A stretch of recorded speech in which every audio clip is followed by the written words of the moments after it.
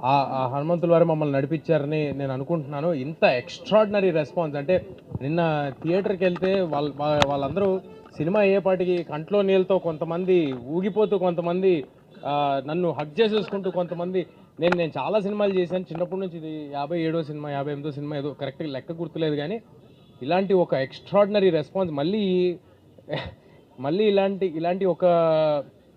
ఇలాంటి ఒక సంఘటన, ఇలాంటి ఒక రెస్పాన్స్ అక్రాస్ ద నేషన్ ఇంత యునానిమస్గా నా కెరియర్లో మళ్ళీ జరుగుతుందో లేదో నాకు తెలీదు. I'm very thankful to everybody who's been involved, who's supported us.